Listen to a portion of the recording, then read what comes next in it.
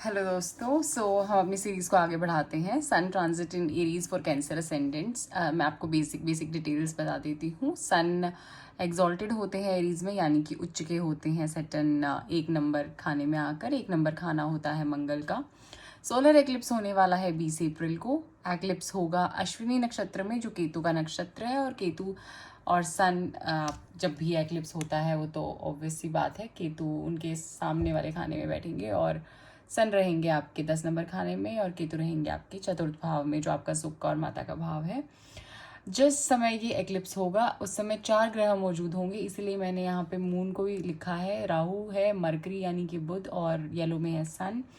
ये भी उस समय उसी खाने में रहेंगे। और मरकरी रेट्रोगेट हो जाएंगे इस महीने 21 अप्रैल से लेकर 15 मई तक। वो भी एक अलग चर्चा का विषय है, उसको हम बाद में देखते हैं। पहले हम स्टार्ट करते हैं अपना कैंसर असेंडेंट, और कैंसर राशि के लिए भी ये वीडियो लागू होगा। तो बात कर लेते हैं। सन के पास यहाँ पे ओनरशिप है सेकंड हाउस की। सेकंड हाउस है हमारा मनी का, हमारा वाणी का, हमारा फैमिली का।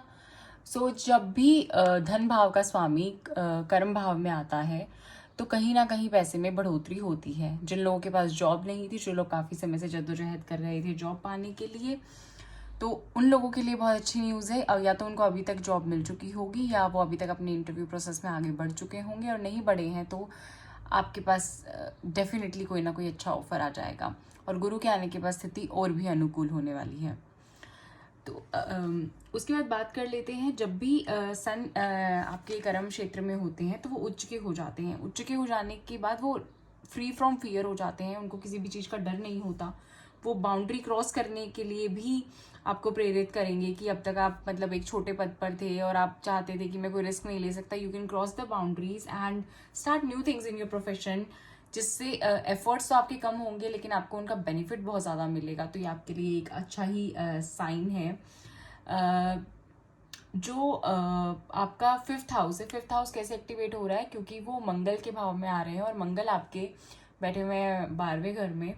तो इस समय पर जो भी लोग एग्ज़ाम दे रहे थे, जो भी लोगों को कम्पिटिटिव एग्ज़ाम दे रहे थे जिससे वो फॉरेन जाना चाहते हैं और अपने प्रोफेशन को उससे जोड़कर देख रहे हैं, तो उन लोगों के लिए बहुत अच्छा है।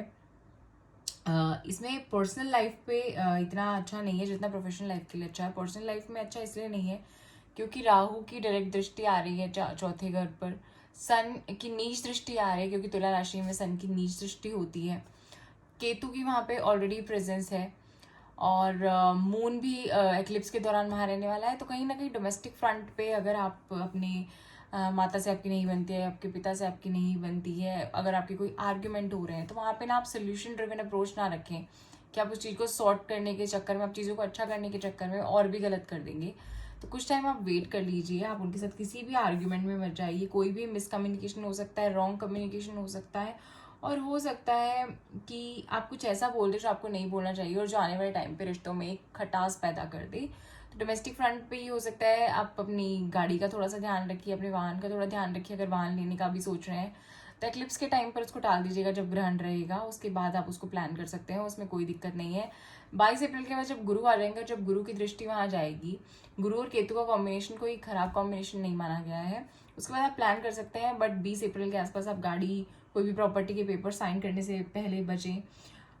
जो भी लोग अभी तक जॉब में तो थे बट उनको एक अपना मनचाहा पद नहीं मिल पा रहा था, जो डिजर्व कर रहे थे उनको वो नहीं मिल रहा था। आप किसी नीची पोजीशन पर थे बट आप डिजर्व करते हैं एक ऊपर का पद, बट काफ़ी टाइम से डिले होता आ रहा था, बट कोई आपको वो प्रमोशन नहीं मिल रही थी, आपका मनचाहा इंक्रीमेंट नहीं लग रहा था। दिस इज़ द टाइम आपकी वो सारी चीज़ें सॉल्व हो जाएंगी जब यहाँ पर सन आ जाएंगे। साल में एक बार सन यहाँ पर ट्रांजिट करते हैं, और ये टाइम बहुत ही इस बार इसलिए फ्रूटफुल रहने वाला है क्योंकि यहाँ पर गुरु भी सन के साथ आ जाएंगे और मरकरी भी अभी इनके साथ है। तो जो भी लोग इस टाइम का इंतज़ार कर रहे थे उन लोगों का टाइम आ चुका है। इसमें एक चीज़ और दिखाई जा रही है, इसमें यात्रा आपकी दूरी की यात्रा बन सकती है। दूरी की यात्रा इन द सेंस वही बोलूँगी, विदेश का भी योग है, बट दूरी की यात्रा इन द सेंस कि आप अपने घर से दूर जाएंगे घूमने के लिए, तो जिससे आपके एक्सपेंसेस भी बढ़ते हुए नजर आ रहे हैं, नो डाउट अबाउट दैट। और सैटर्न की तीसरी दृष्टि आ रही है, सैटर्न की नीच दृष्टि बोली जाती है, लेकिन ये कार्य क्षेत्र में है और जो सैटर्न है वो हमारे नौकरी और रोजगार के मालिक हैं, जिसकी वजह से यहाँ पर आपको उसका लाभ ही मिलने वाला है। अगर मैं देखूँ मिला जुला टाइम है, अगर आप डोमेस्टिक फ्रंट को हटा दें, क्योंकि डोमेस्टिक फ्रंट में थोड़ी सी प्रॉब्लम्स है, अदरवाइज प्रोफेशनल लेवल के लिए बोलूँ तो जिस भी प्रोफेशन में आप हो और आप थोड़े से भी एफर्ट्स डाल रहे हो, definitely it's a golden period for you guys.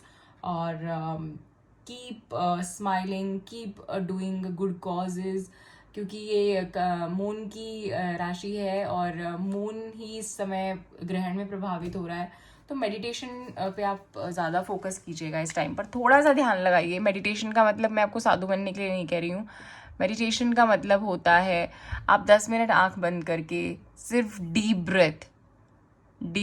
Breath कीजिए, आपको बहुत बहुत रिलैक्सेशन फील होगा।